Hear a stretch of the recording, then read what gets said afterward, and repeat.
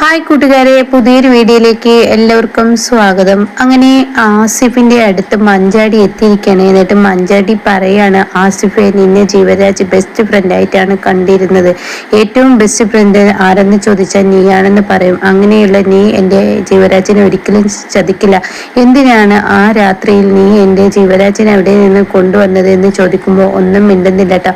അത് കേൾക്കുന്ന ജീവരാജിന്റെ അച്ഛൻ പറയണേ, ഒന്നുമില്ലാതെ ആസിഫെ, നീ എൻ്റെ മകനെ അവിടെ നിന്ന് കൊണ്ടുവരില്ല എന്ന് എനിക്ക് നന്നായി അറിയാം. അത് കേൾക്കുന്ന ജീവരാജിന്റെ അമ്മ പറയണേ, നീ ശരിക്കും ശത്രുക്കളിൽ നിന്നും രക്ഷിക്കാനാണോ അതോ ശത്രുവിനെ ഇട്ടുകൊടുക്കാനാണോ എൻ്റെ മകനെ കൊണ്ടുവന്നത് എന്ന് ചോദിക്കുമ്പോൾ ആസിഫ് ഒന്ന് ഞെട്ടുന്നുണ്ട് കേട്ടോ. ഈ സമയം ഇവിടെ ഒരു ഉത്തരവും ആസിഫ് നൽകുന്നില്ലെന്ന് കാണുമ്പോൾ മഞ്ചാടി, ശരി, നിനക്ക് പറയാൻ ബുദ്ധിമുട്ടുണ്ടെങ്കിൽ ഞാൻ എൻ്റെതായ അന്വേഷണം നടത്തിക്കൊള്ളാം, ശരിയെന്നും പറഞ്ഞ് അവിടെ നിന്നും മഞ്ചാടി ഇറങ്ങുമ്പോൾ മഞ്ചാടി എന്നും പറഞ്ഞ് ആസിഫ് വിളിക്കാനിട്ട. അങ്ങനെ ആസിഫ് പറയണേ, ഞാൻ അവിടെ നിന്നും ജീവരാജിനെ കൊണ്ടുവന്നത് അതെന്നോട് സുശീലാൻറ്റി പറഞ്ഞിട്ടാണ്. പക്ഷേ അവൻ ഇങ്ങനെയൊക്കെ വരുമെന്നും അവനൊരു അപകടം വരാനുണ്ടെന്നും പറഞ്ഞപ്പോൾ ഞാൻ എൻ്റെ വീട്ടിലോട്ട് കൊണ്ടുപോകാമെന്ന് കരുതിയാണ് അവനെ കൊണ്ടുവന്നത്. കല്യാണത്തിന് നാളെ തുരുത്തിൽ നിന്നും അമ്പലത്തിലോട്ട് വരുന്ന സമയം ആരോ അവനെ അപായപ്പെടുത്തുമെന്നൊരു സൂചന അവൻ എനിക്ക് തന്നപ്പോൾ, സുശീലാൻറ്റി എനിക്ക് തന്നപ്പോൾ ഞാൻ പെട്ടെന്ന് എൻ്റെ മകനെ ജീവരാജിനെ ഞാൻ എൻ്റെ വീട്ടിലോട്ട് കൊണ്ടുവരും വഴിക്കാണ് ഇങ്ങനെയൊക്കെ സംഭവിച്ചത്. ദയവ് ചെയ്ത് എന്നോട് ഇനി ഒന്നും ചോദിക്കരുത്, എനിക്കിത് കേൾക്കാനുള്ള കരുത്തില്ല എന്നും പറഞ്ഞ് കരയുന്നു കേട്ടോ. ആ സമയം മതി എന്നും പറഞ്ഞ് നേരെ പോകുന്ന മഞ്ചാടി സുശീലയുടെ ഐസിയുനുള്ളിലോട്ട് എത്തി നോക്കുന്ന ആ രംഗാണ് കേട്ടോ. അങ്ങനെ ഈ സമയം സത്യനും അതുപോലെ ശ്യാമും അവിടെ നിൽക്കുന്നുണ്ടാവും. ഉടൻ തന്നെ ഒരു സിസ്റ്ററും ഉണ്ട്, എനിക്ക് ഇവരെ ഒന്ന് കാണണം, സുശീലാൻറ്റി എനിക്കൊന്ന് കാണണം. അത് കേട്ട ഉടൻ തന്നെ സിസ്റ്റർ പറയണേ, കുട്ടി അങ്ങോട്ടേക്ക് ആരും പ്രവേശനമില്ല. അപ്പൊ സത്യം പറയണേ, മഞ്ചാടി ഞങ്ങൾ പോലും ഞങ്ങളുടെ അമ്മയെ കണ്ടിട്ടില്ല. എന്തായാലും മഞ്ചാടി അമ്മയെ കാണാൻ വന്നല്ലോ. ഞാൻ വന്നത് ജീവരാജിനെ ഈ പറയുന്ന സുശീലാൻറ്റി പറഞ്ഞിട്ടാണ് തുരുത്തിൽ നിന്നും ഇറക്കി കൊണ്ടുവന്നു എന്നുള്ള സത്യം ആസിഫ് പറഞ്ഞു. ഇത് കേൾക്കുന്നവർ രണ്ടുപേരും ഞെട്ടുന്നുണ്ട് കേട്ടോ. ഇതേ സമയം അതിന്റെ സത്യാവസ്ഥ എനിക്കറിയണം, അതറിയാൻ വേണ്ടിയാണ് ഞാൻ വന്നത്. അപ്പൊ പരസ്പരം ഷാമും സത്യനും അങ്ങോട്ടും ഇങ്ങോട്ടും നോക്കുന്നുണ്ട് കേട്ടോ. അപ്പൊ ഉടൻ തന്നെ സുശീലാൻറ്റി എന്നെ ചതിക്കില്ല എന്ന് എനിക്ക് നന്നായി അറിയാം. എങ്കിലും സുശീലാൻറ്റി അത് ചെയ്തത് എന്തിനു വേണ്ടിയാണെന്ന് സുശീലാൻറ്റിക്ക് അറിയാലോ.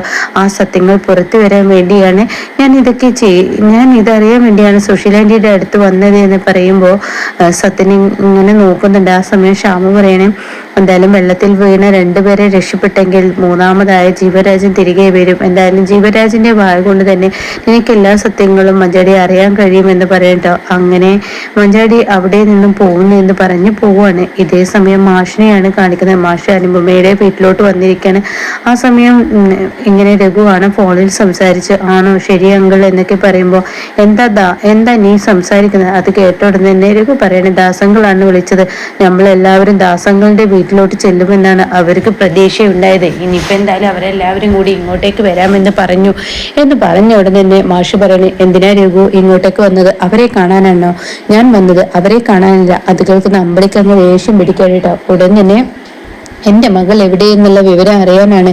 അത് കേട്ട് രഘു പറയണേ, അതിന് ദാസങ്ങളിലും എവിടെയെന്നുള്ള യാതൊരു ഐഡിയയും ഇല്ല.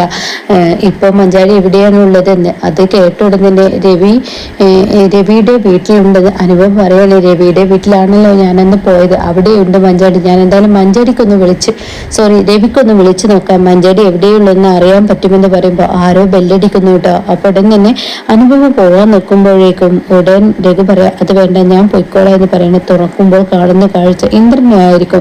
ഇന്ദ്രനെ കാണുന്ന അനുഭവം മൊത്തത്തിൽ അങ്ങ് ദേഷ്യം പിടിക്കുന്നുണ്ട്. ഈ സമയം ആരാ? ഇന്ദ്രനാണെന്ന് പറഞ്ഞ ഉടൻ തന്നെ മാഷ് പറയണേ, എന്താ ഇന്ദ്ര നീ കഥകിൽ തന്നെ നിൽക്കുന്നത്, ഇങ്ങോട്ടേക്ക് വാ എന്ന് പറയുമ്പോൾ അനുഭവം അത് പിടിക്കില്ല കേട്ടോ. അനുഭവം വല്ലാത്തൊരു കഷ്ടം. അതേ മനോഭാവം തന്നെയാണ് ഇവിടെ അമ്പിളിക്കോട്ടോ. കേറ്റാൻ പാടില്ലാത്തവരെ കേറ്റുമ്പോൾ അത് ഇഷ്ടപ്പെടുന്നില്ല.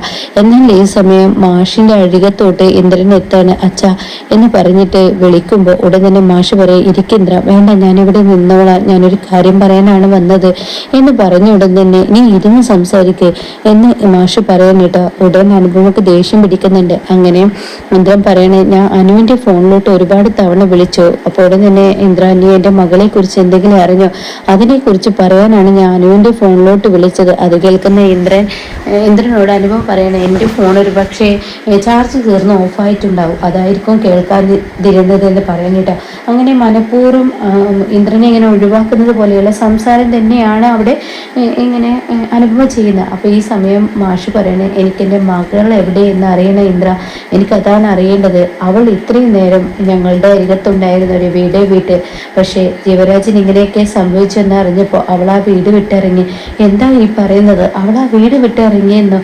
എൻ്റെ കുഞ്ഞ് എങ്ങോട്ടാ പോയത്? എൻ്റെ കുഞ്ഞ് ഒറ്റക്കോ എന്ന് ചോദിച്ച ഉടനെ ഇന്ദ്രൻ പറയണം, ഒറ്റക്കല്ല, അവളുടെ കൂടെ ജീവരാജൻ്റെ അച്ഛനും അമ്മയും ഉണ്ടെന്ന് പറയട്ടെ. ഇത് കേൾക്കുന്ന മാഷ്, എനിക്കെൻ്റെ മോളെ കാണണം, ഞാൻ അതിനു വേണ്ടി എന്താ ചെയ്യേണ്ടത്?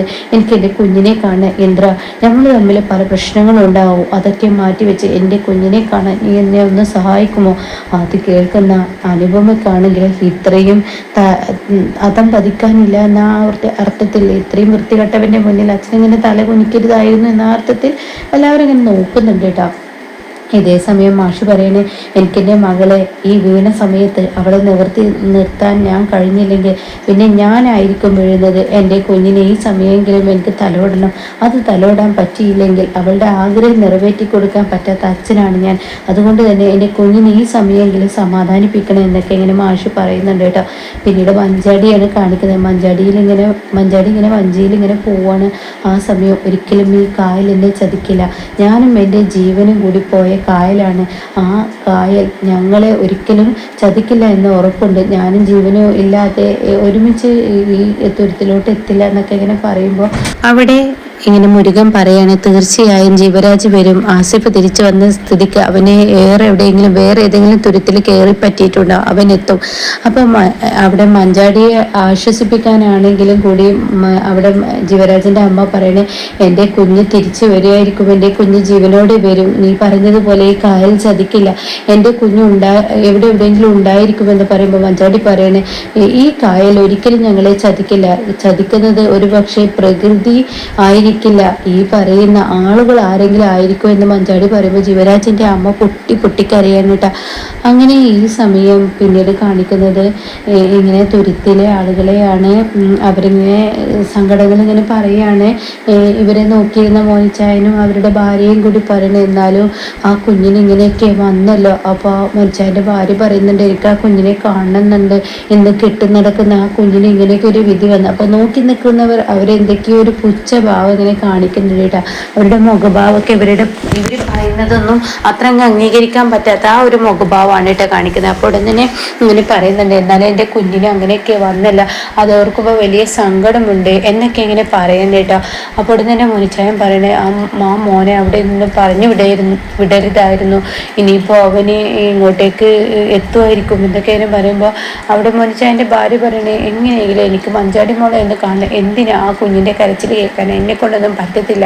ആ പറയുന്ന സമയമാണ് മഞ്ചാടി മുരുകനും ഇങ്ങനെ കയറി വരുന്ന കേട്ടോ. ഇത് കണ്ട ഉടൻ തന്നെ മോനിച്ചായ ആ വരുന്നത് മഞ്ചാടി മോളല്ലേ, അങ്ങനെ മഞ്ചാടി എന്നും പറഞ്ഞ് മഞ്ചാടിയുടെ അരികത്തോട്ട് ഓടിച്ചില്ല കേട്ടോ. ഇതേ സമയം മുരുകൻ പറയണത് ജീവരാജിൻ്റെ അച്ഛനും അമ്മയാണ്. അപ്പോഴേക്കും ജീവരാജിൻ്റെ അച്ഛൻ പറഞ്ഞേ, എൻ്റെ മകനെ ഇന്നലെ രാത്രി ഇവിടെ നിന്നും എങ്ങനെ പോകാൻ എന്തെങ്കിലും കാരണം ആരെങ്കിലും എന്ന് പറയുമ്പോൾ, എന്തിനാ എൻ്റെ മകനെ ഇവിടെ നിന്ന് ഇറക്കി വിട്ടത് എന്നൊക്കെ ഇങ്ങനെ ചോദിക്കുകയാണ്. ഇങ്ങനെ അടിയൊഴുക്കും വെള്ളമൊക്കെ ഉള്ള സമയത്ത്, മഴയൊക്കെ ഉള്ള സമയത്ത് എൻ്റെ മകനെ എന്തിനാ മോനിച്ചായ വിട്ടതെന്ന് ചോദിക്കുമ്പോൾ, ഞങ്ങൾക്കൊന്നും പറയാൻ കഴിയുന്നില്ല, ഞങ്ങൾ ഒരുപാട് അവനെ നിഷേധിച്ചതാണ്, പോരുതെന്ന് പറഞ്ഞു. പക്ഷെ ആസിഫ് പറഞ്ഞപ്പോൾ അവൻ ഇറങ്ങിപ്പോയി എന്ന് പറയണ്ട. പിന്നീട് അകത്തോട്ട് വാ എന്നൊക്കെ പറഞ്ഞ് അവരെ സ്വീകരിക്കുകയാണ്. അങ്ങനെ അവരൊക്കെ ഇരുന്ന് സംസാരിക്കുകയാണ്. ആ സമയം ജീവരാജ് തിരിച്ചു വരും, ഞങ്ങളുടെ മനസ്സ് അങ്ങനെ പറയുന്നു എന്നൊക്കെ ഇങ്ങനെ മോനിച്ചായൻ പറഞ്ഞ ഉടനെ എൻ്റെ കുഞ്ഞിനെ എനിക്ക് തിരികെ വേണം എന്നൊക്കെ ഇങ്ങനെ പറയണേ. അപ്പം മഞ്ചാടി പറയുന്നുണ്ട്, തീർച്ചയായും സുശീല ആൻറ്റി പറഞ്ഞിട്ടാണ് ഇവിടെ നിന്ന് ഇറക്കി കൊണ്ടുപോയതെന്ന് പറയുന്നു. സുശീല ആൻറ്റി ഒരിക്കലും ഞങ്ങളെ ചതിക്കില്ല എന്നുള്ള ആ ഒരു ഉറപ്പ് ഞങ്ങൾക്കുണ്ട്. പക്ഷേ ഇവിടെ ചതിച്ചത് ആരാണെന്ന് അറിയണമെന്നുണ്ടെങ്കിൽ സുശീല ആൻറ്റി കണ്ണു തുറക്കണമെന്ന് പറയാം കേട്ടോ. പിന്നീട് മഞ്ചാടി അവിടെ നിന്നും പോവുകയാണ്. ജീവൻ ഇരുന്ന് ആ റൂമിലോട്ട് പോയിട്ട് തൻ്റെ ആ ഓർമ്മകൾ ഇങ്ങനെ ആലോചിക്കുകയാണ്. ജീവൻ ഇരിക്കുന്ന ആ രംഗമൊക്കെ ഇങ്ങനെ മനസ്സിലൂടെ കടന്നു പോവുകയാണ്. എന്നാൽ ഈ സമയം അവിടെ കാണാൻ ജീവനെ ഉടുക്കാനുള്ള ആ വസ്ത്രവും തൻ്റെ താലി അവിടെ ഇരിക്കുന്ന അത് മഞ്ചാടി എടുത്തു നോക്കുമ്പോൾ, മോളെ ഇന്ന് ജീവൻ നിൻ്റെ കഴുത്തിൽ താലി കെട്ടാൻ ഇടേണ്ട വസ്ത്രവും താലിയാണിതെന്ന് പറയുമ്പോൾ മഞ്ചാടി അങ്ങ് പൊട്ടിക്കരണ്ട. ഇത് കാണുന്നതിനോട് കൂടിയിട്ട് മോനിച്ചായൻ്റെ ഭാര്യ, മോളെ കരയല്ലേ എന്നൊക്കെ ഇങ്ങനെ പറയുന്നുണ്ട്. ജീവൻ നമ്മളെ വിട്ടു പോവില്ല, അവൻ തിരികെ വരുമെന്ന് പറയുന്നു കേട്ടോ. ഇതേ സമയം സത്യനെയും അതുപോലെ ഷ്യാമിനെയും കാണിക്കുന്നത് അവർ ഐസിയുവിന് മുന്നിൽ ഇങ്ങനെ നിൽക്കുന്നുണ്ട്. ആ സമയം ഭാനുമയും സോനയും കയറി വരികയാണ്. ആഹാ സോനെ, നീ കുഞ്ഞിനെ എന്തേ കാണിച്ചത്? പ്രതിഭയുടെ അടുത്തോട്ടാക്കി. അപ്പൊ ഷ്യാമു പറയണേ പ്രതിഭക്ക് അവിടെ പണിയും കുഞ്ഞിനെ നോക്കലും ഒക്കെ പാടെ നടക്കുമോ? അത് കേൾക്കുന്ന ഭാനുമ പറയണേ ഞങ്ങളെല്ലാ പണികളും ഒരുക്കി ചെയ്ത് വെച്ചിട്ടാണ് വന്നത്. അപ്പൊ സോന പറയണേ പ്രതിഭക്ക് ഇപ്പോൾ പ്രതിഭ എന്ന് വെച്ചാൽ കുഞ്ഞിന് വളരെ ഇഷ്ടമാണ് എന്നൊക്കെ അതിന് പറയുന്നുണ്ട് കേട്ടോ.